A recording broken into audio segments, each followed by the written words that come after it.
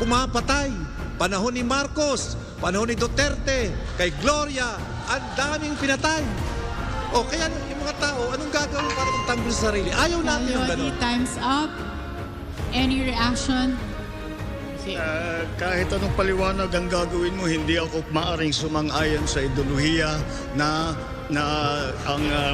may kasamang armed struggle para pabagsakin ang gobyerno.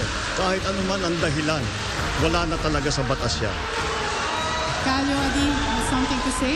Hindi ako nakapatungkol sa ideolohiya kahit sa mga manggagawang nagwewelga, kahit sa mga manggagawa.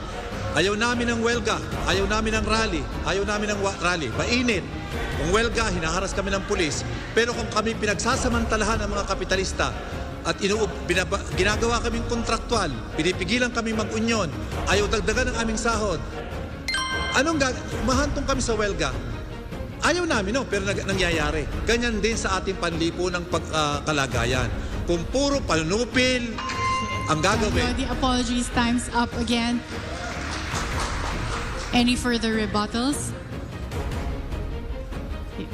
We have a follow-up question from MJ Mondehar.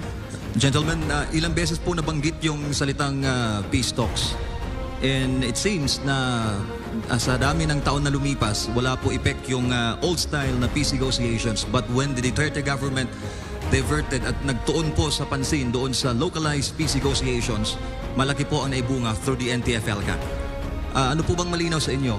Old style peace talks o itong localized peace talks? At ipagpapatuloy po ba ninyo ito once kayo po ay mahalal bilang Pangulo ng Bansa?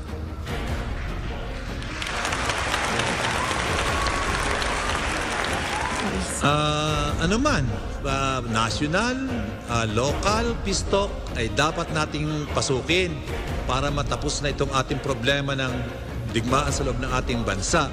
Pero dapat nagsisimula dun sa honest to goodness na intensyon ng peace talk at hindi yung peace talk na parang inuuto lamang natin yung ating mga kausap, kundi kung ano yung inihahatag na problema ay resolbahin. Resolbahin natin yung mga demokratikong hinihingi ng mga kabayan natin yan na nag-aarmas, alsa natin ang dahilan para sila'y mag-armas. Pero kung hindi natin tutugunin yung mga kahilingan nila na kinikilala naman ng lahat ng pumasok sa peace talk at gusto lang nating utuin, ibagsak, ibaba yung kailang armas, ay hindi mangyayari yun. Magtutuloy-tuloy ang pag-aalsa ng mamayan. But sir, 50 years po, centralized peace talks ang ginawa ng pamahalaan. Walang resulta. Sasagot ako? Yes. Dahil nga, hindi naman sincero sa pakikipag-peace talk. Ang gusto lang ay pasukuin yung mga NPA nang hindi nire-resolve talaga yung problema ng kanilang kahilingan. Yun ang problema. Kaya dapat natin resolbahin yung problema ng kahirapan. Resolbahin natin ang inustisya.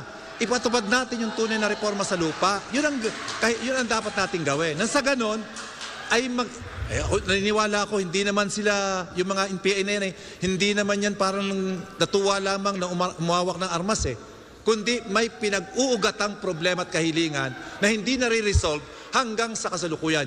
Yung inhustisya sa ating bansa. Senator Marcos, same question. Sa akin palagay sa punot dulo, talagang kailangan natin ipagpatuloy ang peace talks. Dahil nandyan pa ang problema.